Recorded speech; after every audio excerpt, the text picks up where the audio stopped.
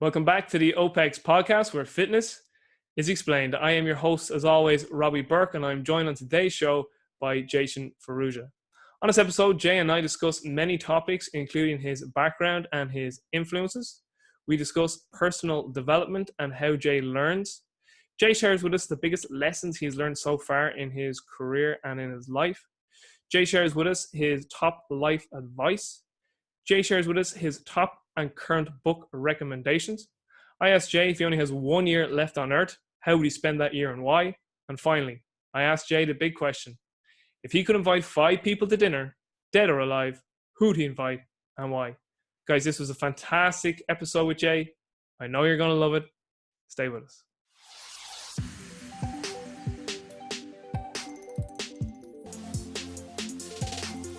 Okay, Jason Ferrugia, thank you so much for making time to come and speak with me today. I really do appreciate it.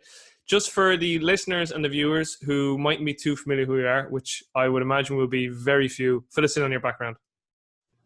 Yeah, so I I grew up just a really skinny, weak, insecure, shy kid. And I watched Hulk Hogan, The Ultimate Warrior, every Saturday morning on wrestling. And I watched Schwarzenegger and Stallone on the big screen. And I was obsessed with superheroes as a kid. And so I kind of just always wanted to be the complete opposite of what I was, like this larger-than-life kind of superhero action figure type of guy. And so I got into training when I was about 12 in 1986.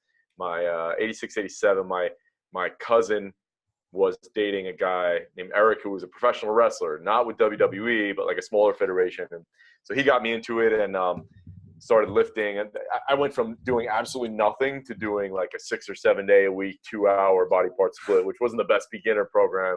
I didn't really get so far with that, but that kind of opened up my mind to it. And like they say, I got bit by the iron bug, and I was obsessed with it from that day. So just wanted to, I graduated high school a few years later. So that was like 7th or 8th grade. I started training, and 5 or 6 years later, I graduated high school at 6 foot and 147 pounds. So I wasn't really getting anywhere doing that. I had no idea what I was doing.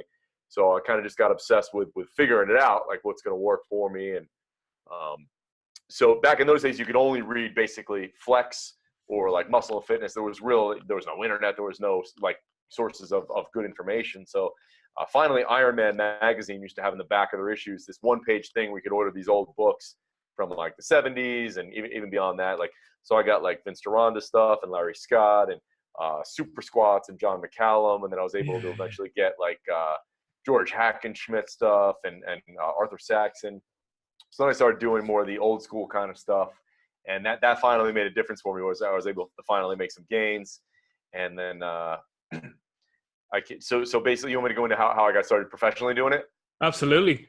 Yeah, so I became obsessed with it, and then so I started interning in the weight room in college and changed my major, and I was ordering all these courses and all these books and everything, and I got really sick. I actually got tuberculosis sophomore year, which no one I'd ever heard of since Doc Holliday had gotten before.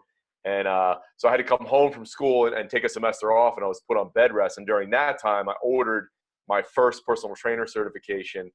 And then later that summer, I started training people for the first time. And now back then, I knew nothing about business, but somehow 90 days later, by the end of the summer, I was on pace to make 6 figures my first year. And I was like, this is incredible.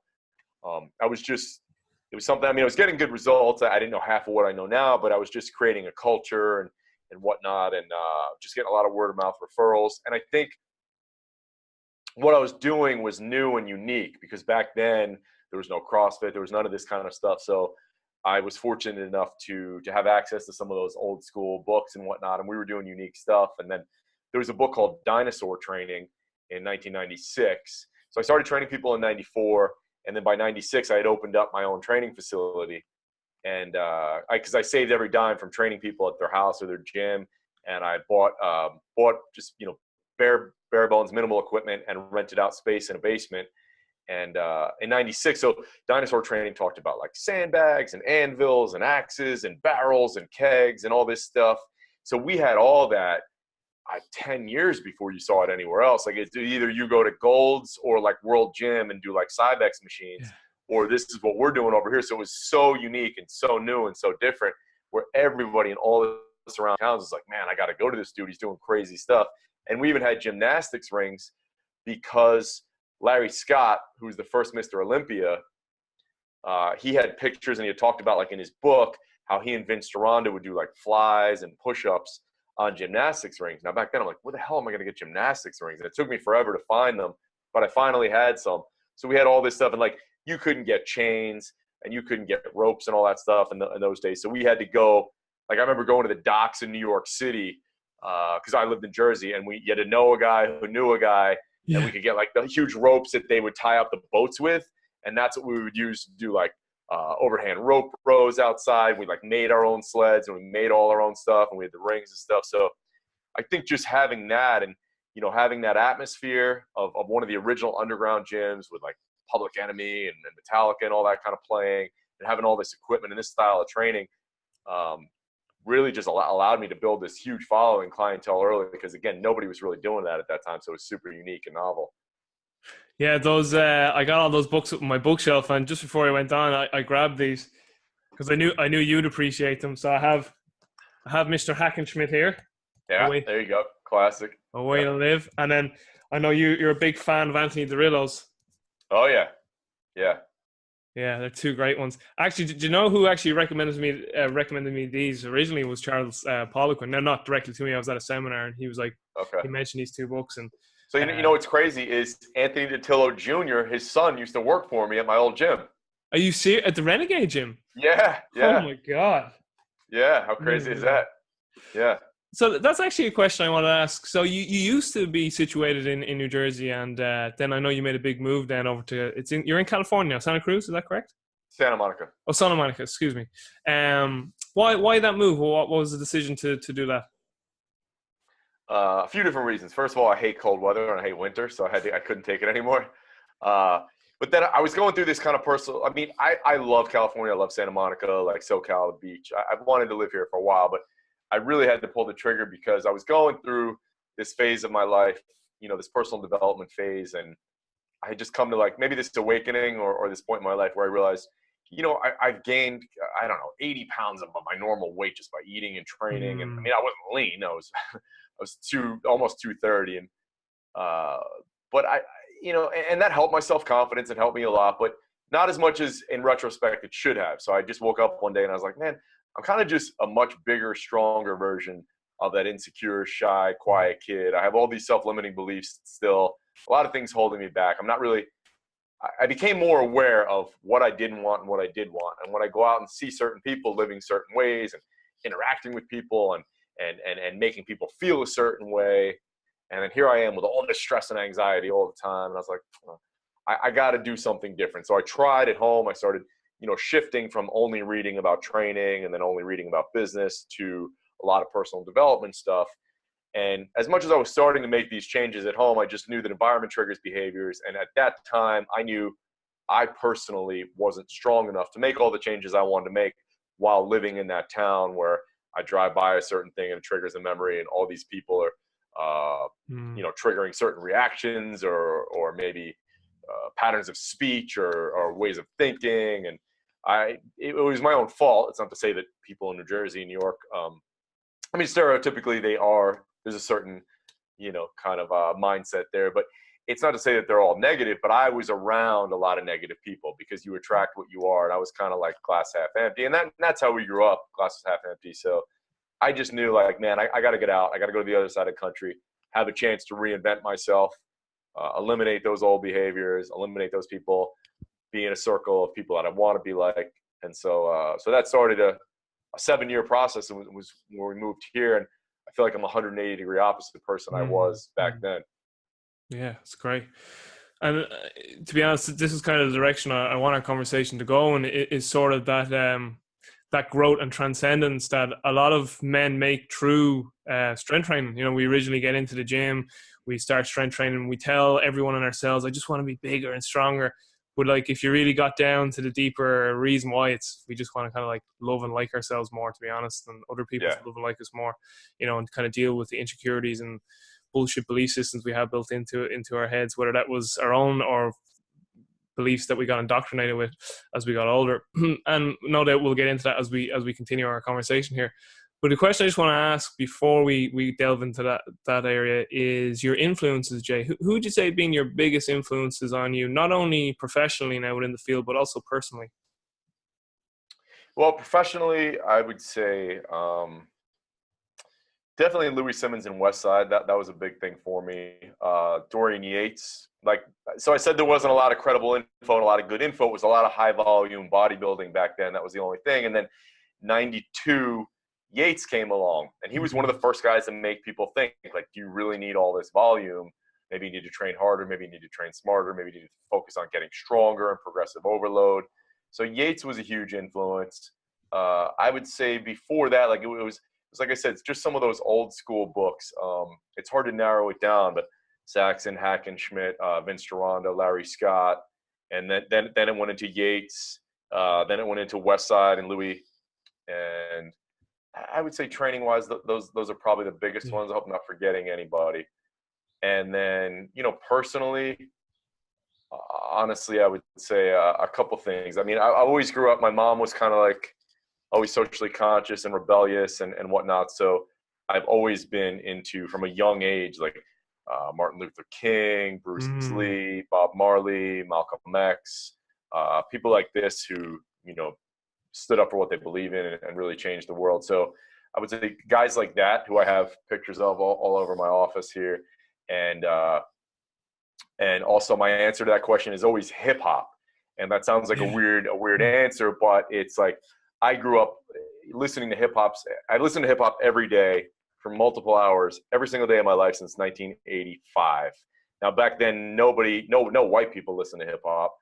And I think it's just like, it represents my worldview, my rebelliousness, my hustle, my never say die attitude, a lot of things, and it just resonates with me. And so that's been a huge influence. The culture, the way I may act, the way I dress, the way I carry myself, like a lot of that is due to hip hop. Yeah, I heard when you interviewed Andy Galpin, the two of you just like for like the first few minutes went off on your big on your big like background into music. It was great. So it was. Wait, which one? With who? Andy Galpin. Oh yeah. He's serious knowledge on his music. I know. Yeah. And and I love in your little studio too, your picture of Bruce Lee. I love Bruce Lee as well, and Martin Luther King's another huge influence on me too. I've read a lot about Martin Luther King, so I can definitely resonate with that. So another area that really resonates with me whenever I've followed your stuff was kind of your health journey. I know that you've done a lot of different things in terms of trying to improve your health and wellness, everything from different nutritional protocols to lifestyle setup, like with sleep, and obviously even the move to California. You often speak about your digestive system. Maybe just like kind of bring us through your health journey. Like how did that sort of evolve over time? Because I know the kind of story, and again, it's probably similar to most males and females and anyone, is that, when we get into fitness and it's just all about like, the fitness goal, and then you're kind of like, I'm fit, but I'm not really healthy and feeling great. Right. Yeah. So you want to take us down that road maybe?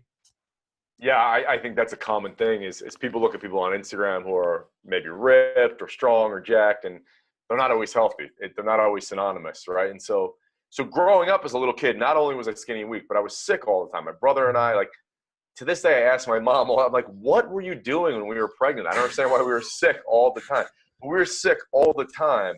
And my brother missed so much school that he had to stay back a year. Wow. Like, we were just, I don't know. We were always sick. Well, we always had like upper respiratory infection and sinus infection and this, that, and the other thing.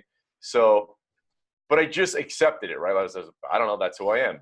Doesn't everybody get sick every 3 weeks? I don't know. So I go through life, and then while I'm on that, I mean, I guess between graduating high school and the time I turned 30, maybe I gained like, I don't know, 70 pounds or something like that. Just eating, and I wasn't eating healthy. Like, I was way bigger and way stronger. I was pretty fast. I could jump pretty high.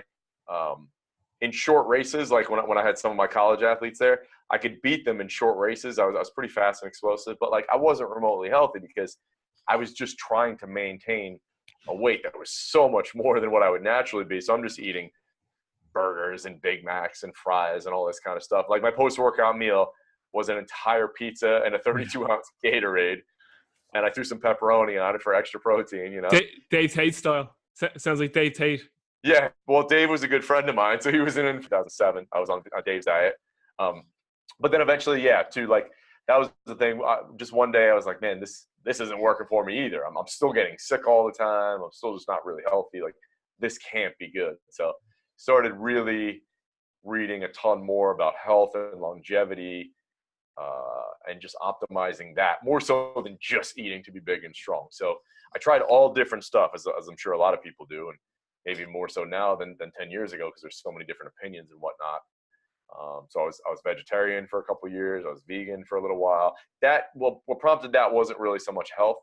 It was more of what I thought at the time was a socially conscious decision, environmentally, and now there's arguments for that too. So I've gone through if you name a diet, I've tried it. Like, I've done keto, I've done carb cycling, I've done every single thing. And I think people get confused and they have to look at, okay, first and foremost, what's your goal? Like, if you're trying to win and compete in something right now, you're going to sacrifice short term. Like, that's just the reality. Like, if you have a chance to get a contract or win some huge event and a ton of money, like, you're going to sacrifice. But for most people listening to this, most people that we're going to talk to, we're trained, like, I would suggest think about health and longevity first and foremost. So look at people in the blue zones. How do they eat? Look at people, like figure out what diet reduces inflammation, reduces gut stress and digestive stress. You probably don't need as much protein as Mr. Olympia. Figure out, and what are the commonalities of all these different diets? Like, people will look at a vegetarian diet and a paleo diet and a keto diet and carbs and be so confused. And I get that, it is confusing. And look, if you read enough about nutrition, like, you don't know, is meat, dairy, coffee, chocolate, beans, are they good or are they the worst thing ever? Who knows? But you have to look at the commonalities. What's the commonalities and what makes you feel okay? Like, if you have digestive stress and you're burping and farting and feeling awful after food, your nose is running, you have a headache, like, not a good food no matter what anybody says. So I think take more of a scientific approach, like, get a bunch of blood work done, get tests done, get an organic acids test and food sensitivity and all that, work with somebody who knows what's going on, and then just simplify it. Like, you're never going to go wrong with some lean protein, some vegetables, some fruit, maybe some sweet potatoes, like paleo base. And then if you could tolerate white rice or something like that. But now I've done paleo AIP and I always feel really good on that. So I tend to stick more with that. When I go off of that and I start adding in more nuts and more grains and more dairy, like, all of a sudden I'll feel like shit again. So I kind of stick with that. And the funny thing is, like, people are like, oh, I can't do such a limited diet. But I believe limited choices and everything makes your life better. So, like, that's why Steve Jobs and Mark Zuckerberg will wear the same thing every day. And you want to limit choices. You want to limit decision fatigue. It's actually, for so many people I've worked with and talked to, for me personally, easier to follow a super strict diet than a diet that has all these options. I mean, everyone's different, but that is a universal truth, that if you limit options, limit decision fatigue, like, things are easier. Definitely, yeah, definitely. Just going back to question what your mother done when you were pregnant, I've often done that myself, you screwed up the epigenetics, Mom. Yeah. But no, that's great. I think a key thing or takeaway there is to understand principles. So we know that understanding training principles really helps with, like, getting rid of a lot of confusion around different training methods. Because once you're respecting, like, the principles, like things like specificity and overload and recovery and variation, on and on. Same thing with nutrition, So there's good friends of mine, Eric Helms, Danny Lennon, and Dr. Mike Israel. They've put out some really good nutritional hierarchies. So things like making sure your energy balance is down, number one, then your macros and your micros, then your time, and then supplements would be, like, only a small thing if you had it on, like, a sort of a hierarchy in terms of, like, a pyramid. So I think like that's a good takeaway there, because you were saying that a lot of people get so confused with different diets. And, there was a meme out on, I think, Instagram or Facebook, and it was all like, I lost weight in a vegan diet, I lost weight on paleo, I lost weight in Atkins. And then, like, right beside it was, like, an equal sign saying calorie deficit, calorie deficit, calorie deficit. Saying that the reason you all did that. But definitely we also are very individual too in terms of the food we thrive on, because we are all biochemically unique. So definitely agree with that. And I also do agree with... Oh, go ahead. So I was going to say, one thing is, like, the diet that gets you ripped might not be the healthiest long-term diet too. Yes. Like, I actually get leaner on a lower fat diet and eating a lot of white rice. like chicken and rice, but I just don't feel as good doing that, so I'll look really good. I'll have a six pack and be ripped, but I don't think long term limiting healthy fats, there's the brain effects, there's the impacts on testosterone levels, joints, skin, especially as I get older. I'm 43 now. So I think a slightly higher fat diet is probably healthier. Now, if I'm not quite as lean, that's okay. I'm willing to sacrifice that now. Yeah. You know? It's that's exactly the same with me now. So obviously that's a trait we share, because I'm the same. I get really lean on a lower fat, more carb intake diet. But if I'm on that long term, I always, like, I've never actually officially got blood work, but I always feel my testosterone goes if I stay on that too long. So I need to get better fat in, I just use the morning test. If I'm not pitching penta, I know that I need more fat in the diet. Yeah. But moving on there, Jay, I always wanted to ask you too about, how you've overcome adversity in your life, because I know you've had some career adversities in terms, you said you made six figures early on in your career, and then that all sort of went away, and you had to move back in with your parents for a while, or your mother, and then you built it back up again, and I don't know if the second time it almost went and you built it back up again. So I love hearing stories like that, because it just shows a lot of resiliency. So I'd love you to go into that if possible. Yeah, I did, like you said there, when I was, I had a lot of bad habits and self-limiting beliefs, and I think a lot of people have kind of this negative mindset around money based on your childhood. So for me, a lot of the people that I knew as a kid that had a lot of money, they were not the best people. Like, they treated, I just saw them when I was around them when I was a little kid. If I was out to dinner with these kind of people or whatever, and obviously not everyone who has a lot of money is like that, but that was my experience. Like, they were racist, they were degrading, they were disrespectful, and just stereotypical. Like, I didn't want to be like that. So I guess as I made money, I was subconsciously repelling it, like just spending it all the time on stuff. And I also had this thing where I wanted people to like me. So if they couldn't afford to do something, I'll pay for us all to get VIP in the club. I'll pay for us all to go to Vegas. I'll pay for this. I'll pay for that. So I was constantly, as fast as I was making money, I was getting rid of it and throwing it out. And so here I am, 31 years old, and I have to call my mom with tears in my eyes, like, Mama, I blew all my money. And she knew, like, she was like, dude, you've been making six figures for like 10 years. Are you crazy? I was like, nah. I had to tell her the whole story. And, I never had a great relationship with my dad. And so I just didn't have a lot of people telling me what to do. And of course, people who were along for the ride, like, I was paying for them, they weren't going to say, stop paying for me to go everywhere. Yeah. So and that was the thing. I had to do a deep dive on why I'm doing that. But the thing is, one thing I will thank my dad for, my DNA, like, I've always just had this relentless hustle and this work ethic, sometimes to my detriment, where, I have to put in steps to kind of calm down and chill out a little.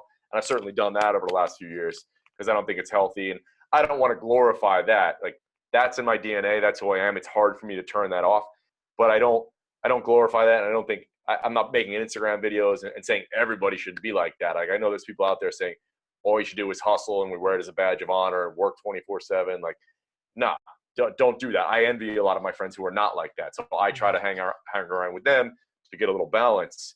But anyway, yeah, I mean, you just got to keep coming back, right? So, like, people will fail and then that's it. And then they just give up. Yeah. Or things won't work. Like, nothing's going to work overnight. Nothing's going to work in 30 days, 60 days. Sometimes you get lucky. Sometimes you have the most amazing business idea, and then within 30 days, you're making 30 grand a month from it or something like that. But that doesn't happen.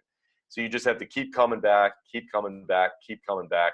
And it's almost cliched, but that's the only way it's going to happen is just not let those failures get to you too much. And just learn from them and just keep bouncing back and always trying new stuff and not being worried about failing or what people are going to say about you. That's what I've done. And I just keep coming back, and sometimes I have shitty ideas, sometimes I have good ideas, but just trying. Yeah, I always like talk about when we were babies, learning to walk, and the amount of times we failed before we learned. Like, imagine if like our guardians, like our parents or whoever raised us, were like, just stop trying. Or like when we learned to cycle a bike, right. But then we don't seem to carry that through as we get older. Again, I suppose it's maybe down to like our brain, like the curse of the human brain is that, like, we've got such intelligent brain that allows us to have this technology, but it also allows us then to stress about things in the past or things that in the future that haven't even happened yet. So it's kind of like, as Apolsky talks about in Why Zebras Don't Get Ulcers, sort of double-edged sword of our amazing human brain. Yeah. I think you just have to keep moving forward, though. And I think it's important for people to create their own stuff, too. Like, I've always been, as soon as I could afford it, I had my own gym, and I wasn't training people in another gym. And I started blogging before most people did. And then I started selling my own ebooks and other things before most people did in programming. And so I was never going to other people saying, can I write on your blog? Can you help me sell an ebook or whatever? I was doing my own shit. And then I would always have, like, instead of me going and speaking at other events, I started doing my own events. And I started my own podcast instead of saying, let me see how many podcasts I can get on. So I'm always, and I'm not saying that that's right or wrong, but I think more people need to create their own stuff.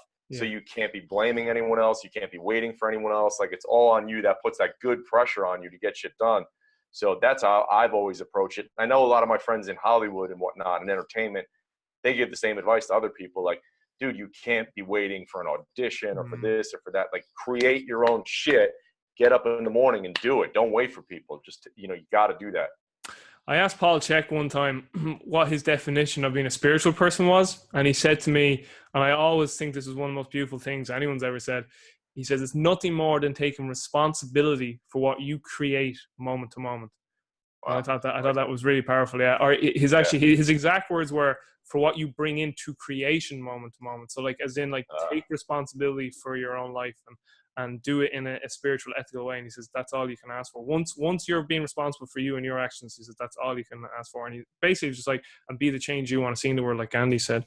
Yeah, I love that. Now, I'm an Italian from Jersey, so I don't have anything quite as eloquent to say, but... So next thing I want to ask is about your personal growth and development. So as we said sort of offline before we came on, that's an area that I've delved in an awful lot. So I suppose it's a journey we're all on. Life is a journey, and a massive part of that, whether you think about it consciously or whether it's in your subconscious or whether it's something you become more aware of as you get older, is this idea of self-actualization and kind of understanding, like, who am I? Why am I here? Why do I have these beliefs? Why do I act the way I do? The sort of sense and essence that I get off you is that you've been someone who's been very much on that journey over the last number of years. So can you maybe want to tell us about, like, your personal development? Like, was there an incident where you were just like, I want to delve more into understanding myself and human behavior. I just want to understand more about me and, like, life and what this whole thing is. Yeah, it wasn't so much one incident. It was just a series of things that led to me, leaving here and just realizing I wasn't living the life I wanted to. And so I was able to get out to Cali and just get some clarity and not be in those surroundings around the same people anymore. So it was, I can't tell you how many books I started to read on this kind of thing and go to workshops and go to events. And then I just became more aware, because it is weird, and it's almost still shocking to me of how unaware I was of how I was operating and how I was thinking and how I was living, and how unaware most people are. Like, we kind of just go through life, and a lot of this stuff we're not taught in school, and so many these things you just don't learn, and people don't even bring it up, or they don't even think about it. So now I'm hyper aware of all that stuff, to the point where I can catch myself during a day, like, oh, I'm doing this, I'm defaulting to that old mindset or that behavior. Let me fix it, But it took a while to become aware of that. And then it was, like I said, seeking out the kind of people that I wanted to be around. And so I'll hear that a lot, where people will say, well, I don't have those kind of people around me. Now, if you're in Ohio or Detroit or Miami, wherever you are, those people are there. You can find them. You have to just seek them out. Like, go on meetup.com, go to something. Like, you have to put yourself out there. If you're just sitting in your house or your same surroundings, like, you're not going to find them. Get out, branch out, meet people. I prioritize. So many of us, it's we just train all day, or we just work all day, or we do those two things and that's it. And at the end of the day, we're fried and we just go home. Well, okay, how are you going to meet someone who's going to help elevate your own growth, So I prioritize for those years where I was going through this. And even now, for the first few years, business and training got put on the back burner. I'm like, okay, I'm good with that. That's going on maintenance mode right now. I need to work on my self-development. So that's what I'm going to read. And I'm going to prioritize going to events, get out of my comfort zone. I'm going to prioritize having lunch, coffee, and dinner with friends all week, because it's more of an opportunity for me to learn from other people, for me to grow, and for me to work on my people skills, because people skills are the most important thing. Like, it doesn't matter how good your training knowledge is, if you make the best pizza in town, if you sell the greatest widget, whatever it is, if you're the greatest at marketing and sales, that's not it. Like, it's people skills that are your number one thing. And do people like being around you? Do you make people feel special? And so I had to work on all that stuff for years. And to this day, I prioritize that more than anything else. Like, when we finish up here, I have lunch plan with one friend, hiking with another friend, dinner with another friend. To me, that's just as important as doing work, because I'm just working on myself and all that. And so, yeah, I mean, it's been a journey, and it's every day. You know, it's something I try to get better at every day. And so it comes down to the books, being around people that you want to be around, and cutting out. Like, there's people that I used to hang out with, even when I moved here, who were kind of at another level from the people I was hanging out with in Jersey. And they're still where they were mindset-wise, and the way that they act and the way they think and the way they talk 7 years ago. And I've evolved past that, and I just don't choose to be around that anymore. So I think you got to level up who you're hanging out with, and constantly be aware and constantly be growing. And it doesn't stop, for sure. It's every day. Every day I look for some way I can get better. Yeah. A question I love asking people is, how do you learn? So when you are picking up a book, or you're going to go to a course, or you're going to do anything that in the realm of self-development, how do you what's your process for getting the most out of learning? Yeah, I really learn. I like to read by myself quietly. I highlight everything, and then what I'll do at the end of a book, I read pretty fast, so I might read a book in a day or two, and then I will talk to text all my highlights, because I feel like it reinforces it. Really good. And then that'll be in a document, so then I can if it's a really good book, and then I try to limit it to, like, you know, a page or two, and then I'll reread through some of those, and then I immediately have to teach them and implement them. So I'll teach them in my mastermind guys or to just friends, and I implement it immediately. I guess, okay, how can we utilize this in business, or how can I use this skill? Like, if I read a book about social interaction or something, like, okay, I want to go out to lunch with someone immediately and see if I do that, and how can I work on that? So I have to work on it immediately, teach it, implement it. That really makes a difference. Yeah. But doing is the main thing, right? So, like, just being out and doing stuff, I'm going to learn more so than reading. I think too many people get too caught up in just reading, and all you ever do is read, and you're not home. You're at home, and then you're not implementing this stuff. Like, if I could go back, I would read a lot fewer books than I have read. I think some of it you just get caught up in this thing, like anything else. Like, I'm lifting more weight, or I'm doing this, I'm running faster. Just another one of those things. Like, I'm reading more books than everybody else. Yeah, look at how great I am. And you just accumulate all these books and all this knowledge, but how much can you really store in your brain, right? Like, if you mastered 10 books, your life would be dramatically different versus reading 300 and you can barely recall any of them. Yeah, you literally have taken words right out of my mouth. I must have said that exact phrase, that you're better off reading 10 books than 100 books. Because I even had a friend last year say to me, I want to read 100 books. And I was like, why? And he goes, I just want to read 100 books. And I was like, you would be better off reading 10 books and absorbing them and really consolidating that knowledge and put it into action. But they're very similar to yourself in terms of, you just said the key word there, teach it, teach what you just learned. So what I often find very helpful is to, like, make a PowerPoint presentation as if I was going to present it. And then another thing too is interview the author, so I can contact them. So that really consolidates it too. What is your current training regime looking like nowadays, and how has that evolved over the lifespan? I know I've heard you on a number of occasions, talk about maybe it's not as many heavy compound movements anymore, but even like in terms of your frequency of training. Quite honestly, my training's been a bit of a clusterfuck the last year because it's been. I have so many podcast guests come through, and then what happens is I end up training with them. And I often default to what they want to do. Like, if they're an expert in something, I want to learn from them. So, like, later today, John Wolf is here. And I feel like we're probably going to do kettlebells and mobility stuff and all that. And then tomorrow I might just do a full, like, 12-set chest workout with a pro bodybuilder or something like that. So it's been a bit of a disaster. Like, there hasn't been any rhyme or reason to it. So I might do, like, 2 full body workouts in a row, and then just a bodybuilder workout or a CrossFit style workout. It's been a bit of a mess, but and that was fun for a while. But, like, after a while, it's like, man, I want to get back to something that I enjoy doing more, is more structured. So Yeah. what I would normally do is I was doing a lot of full body workouts, but what I would normally do, like at my age now, at 43, I would do either upper lower 4 days a week, or I would even do like a pull push lower, and then maybe an accessory day on day 4. Hmm.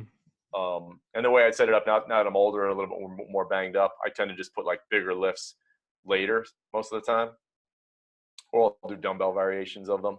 Yeah. Yeah. There's a few different ways I'd set it up, but like on a pull day, maybe I'd do like some heavy rows, chins, and then if I'm going to do cleans, maybe it's dumbbell cleans, maybe it's a clean with a log, because I've broken this wrist 3 times, so it's hard for me to do stuff with a straight bar.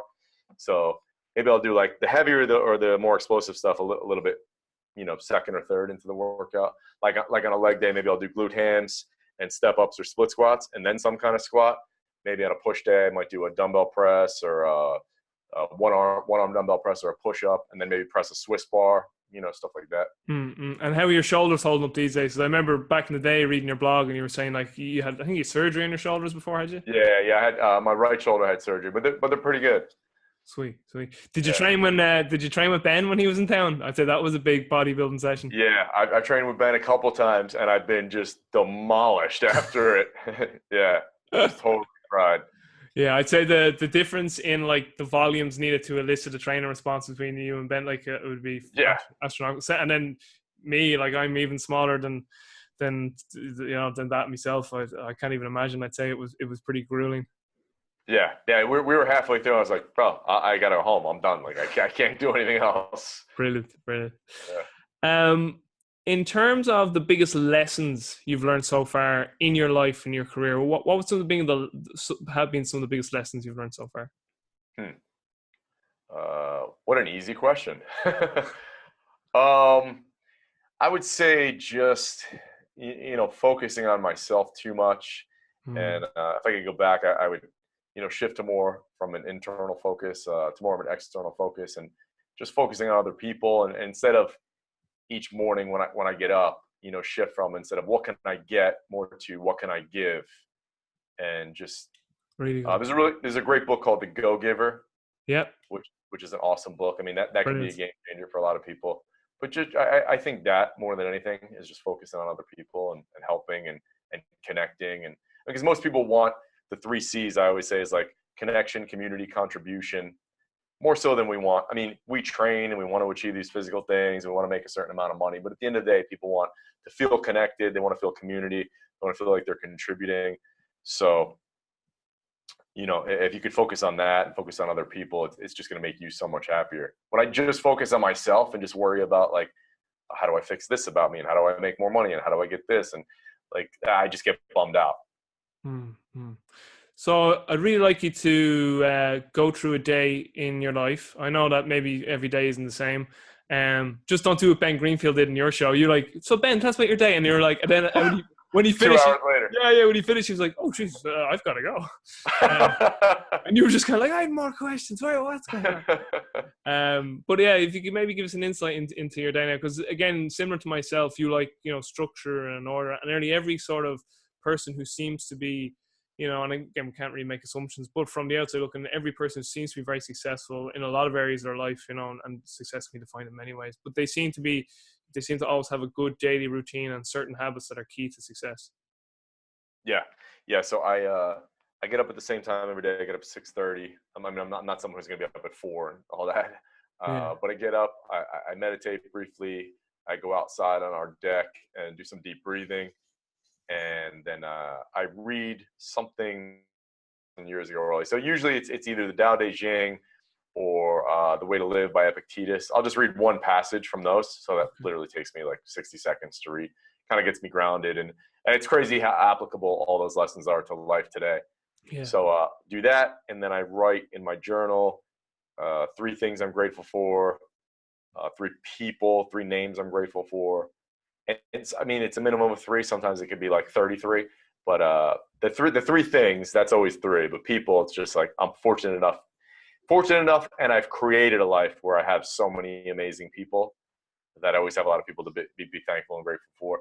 And then am I missing anything? No, that's it. Then I get to work on my most important task for the day.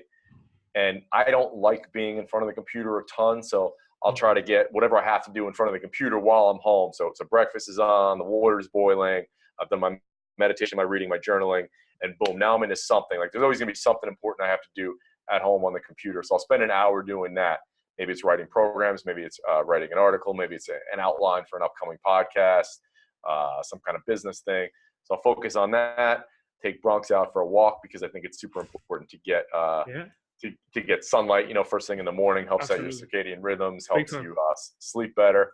So go out and do that. While I'm out, I'll listen to either some hip hop to pump me up, listen to a podcast or something. I might listen to stand up. I do find sometimes people, just like with the books, people overconsume how-to info. And then they start to lose their fucking minds. So, and even I can be guilty of that because you're going to hear conflicting opinions and whatnot. Like, get clear on something, listen to someone or something that you like, but don't do that 24/7. I know people who are obsessed with personal development to their detriment. So sometimes I might just listen to Seinfeld or something because I think it's really important.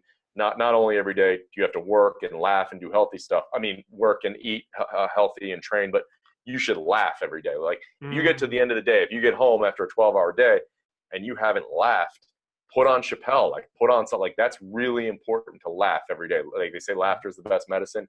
Build it into your day consciously. So I do that. And then I go train. I usually go train in the middle of the day after all that's done, like around 12. And then the rest of the day is open. Some days it could be, a meeting with friends. Some days I'll usually come back and do another hour of work or 4 hours of work somewhere in there, but it's not as, it's more reactive stuff. So maybe replying to emails, doing stuff like that. Whereas I like to be proactive in the morning. So there's no phone, there's no email, nothing like that. And I use self-control, there's a freedom and different apps that block stuff. So even if I wanted to, I can't go on it first thing in the morning. Phone's off, phone's in the other room. I think that's important because then you're reactive. So if you open up your email or whatever, then you're just reacting to people. And then for me and for a lot of people I've worked with, then you get bummed out like midday or late day. Like I was just reacting and roach stomping all day versus doing something important. If you start the day with a string of small victories, like, okay, I did this for myself, I meditated, I journaled, I got some really important shit done. Then if the rest of the day is you putting out fires, okay, cool. At least I got my important stuff done. And you should, get your physical activity, get your workout in every day, whether that's, conditioning, swimming, hiking, lifting, whatever that may be. Prioritize that. And yeah, that's generally that's the majority of the day. And then later in the day, I'll usually do sauna and cryo almost every day. Once a week, I'll go to I'll float for 2 hours. So I have a standing every Tuesday from 4 to 6. I go float. I get a massage, 2-hour massage at least once a week for recovery. And then in addition to my scheduled workouts, we'll hike, we'll surf, we'll go to the beach, we'll play some sports, stuff like that. It's pretty much the gist of it. Dinner, so 5 nights a week, Jen will cook amazing meals. And then we always go out for Sunday brunch with, 8 to 12 friends. And then Sunday ends up just being like a whole day of just friends hanging out. So we might eat out, we might get takeout, something like that. And then at least one other night we'll go out. I mean, we're lucky enough to live in Santa Monica where every restaurant has like grass-fed beef and wild-caught fish and organic vegetables. So we have an endless array of amazing choices, which we do that at least once a week. Because like I said, I prioritize social time and interaction with friends. So that's really important as well. Yeah. I'm not going to lie, that sounds extremely similar to my own day. I'm the exact same. I get up early, no email, no computers. I do all my reading for the first 2 hours. That's where I get my reading. So kind of like you, it's a small win. I'm like, no matter what happened today, I got my 2 hours of reading done, or at least 1 hour, depending on if I have to do something else. But I also have a cold shower every morning. I've just done that for years.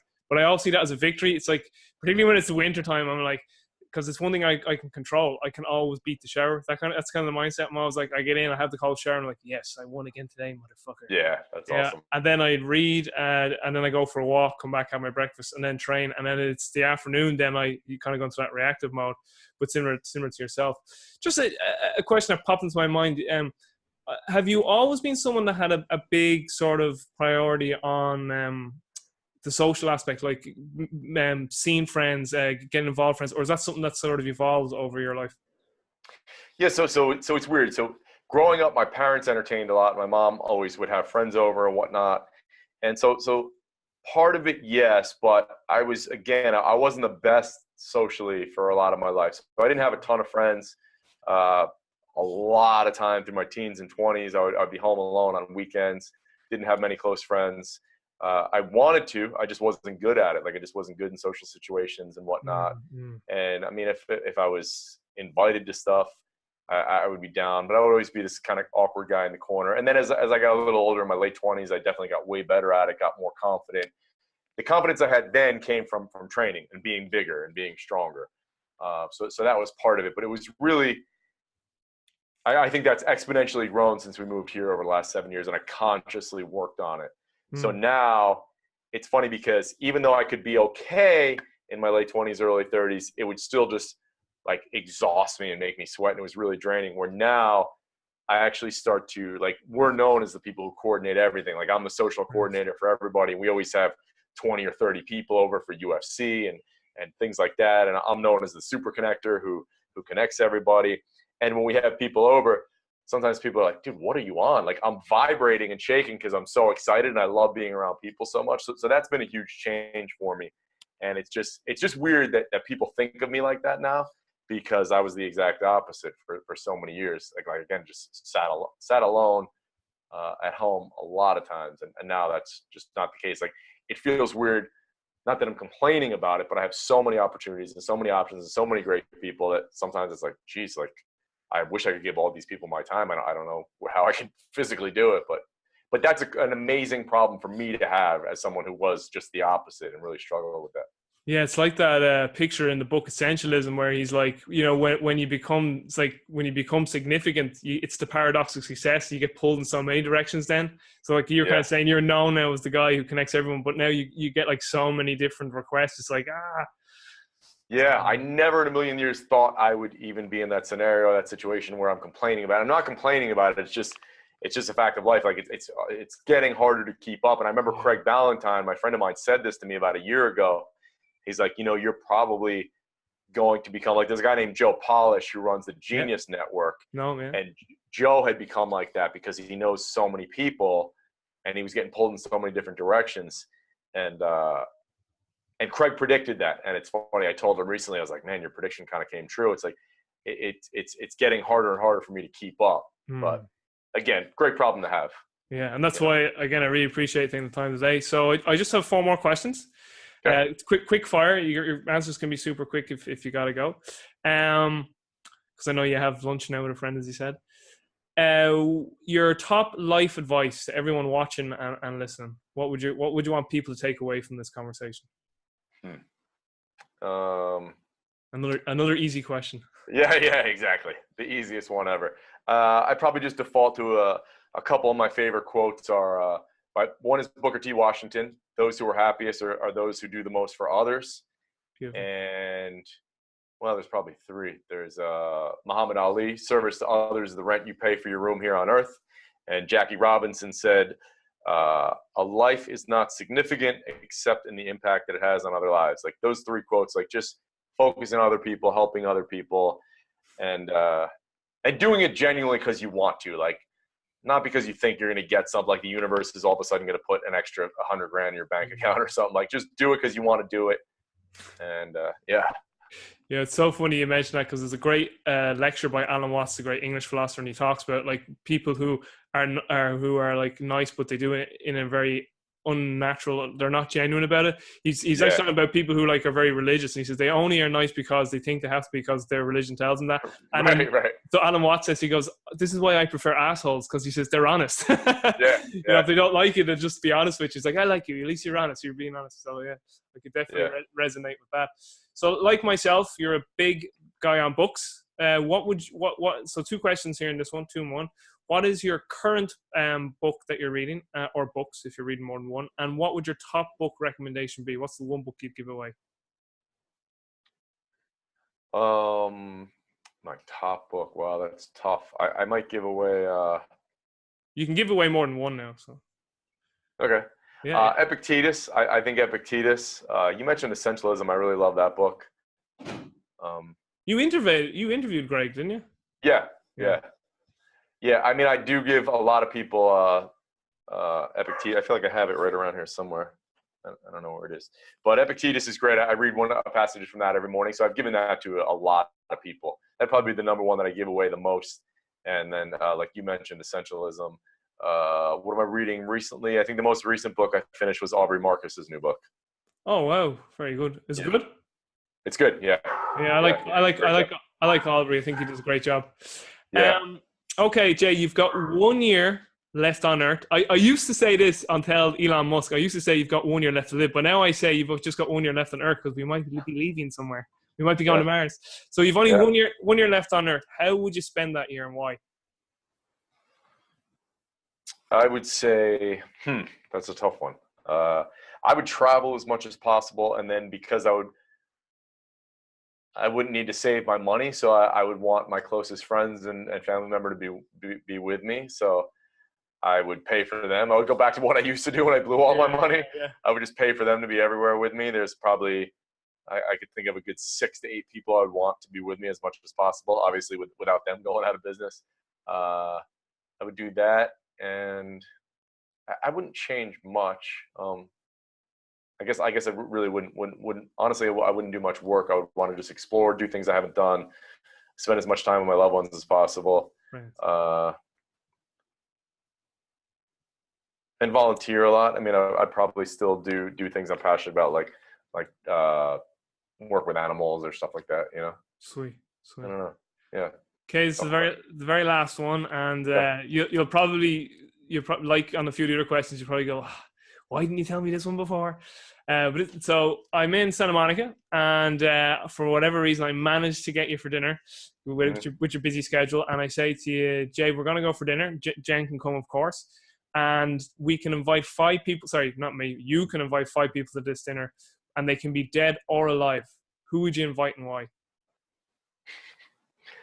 All right, so I would invite Muhammad Ali. Great. Martin Luther King.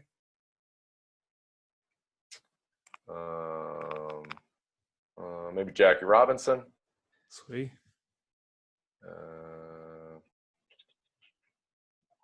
Eddie Vedder and Chuck D. Nice. So Eddie Vedder, because Pearl Jam is my favorite band ever, so I would just want to talk to Eddie about all kinds of stuff, but mainly the songs and the music and whatnot. Chuck D, Public Enemy I have a Public Enemy tattoo. Public Enemy is also up there because Chuck, at 57, in my opinion, he still outperforms any rapper today, and he could have been way bigger than he chose to be. He always chose to stay in his lane, do his one thing, talk about socially conscious issues, and so earlier I said hip hop was my biggest influence, and out of hip hop, Chuck D, Public Enemy was my biggest influence. So that for sure, and then Jackie, Muhammad Ali, and Martin for obviously what they did for the world, for social issues, for them having the bravery and the balls to stand up and do that stuff when they did. And I would love to get their take on things now. And I would love to say, hey, if I could in any way have even a 10th of the impact that you could have in my situation, like, what could I do? What could I do better? Like, you know, those guys changed the world. So just with Muhammad, would you like Muhammad like when he was boxing or after he was boxing? Like what? I think after, when he could still communicate effectively and was still and kind of like was just that ambassador for all of humanity, you know. Like it would be cool to talk to him when he was younger, but then having that insight and that introspection years later, you know, would be really cool. Yeah. I also meant to say, I'd say you must love the Defiant Ones. Oh, the best. Yeah. One of my favorite things ever. Yeah. I mean, having Dre there would be great too, for sure. Yeah. What a question. Yeah. Listen, Jason, thank you so much. Just stay online. I'll just wrap up and I'll say goodbye to you offline. So for all the viewers and listeners, I mean, you need to go back and listen to this because there were some fantastic life lessons there. I think my favorite thing in the whole conversation for me personally was you mentioned that we should laugh every day, because I thought to myself, that is something that I got to make sure I do more, because it definitely is a powerful medicine. So, Jason, I really do appreciate it. And from the bottom of my heart, man, you've been someone I wanted to interview for a long time. You've been a massive influence on me, and no doubt you're a massive influence on many people who are watching and listening to this. So I really do appreciate it. Thanks, brother. I really appreciate it. So for everyone watching and listening, I'll talk to you guys all soon. Take care. Peace.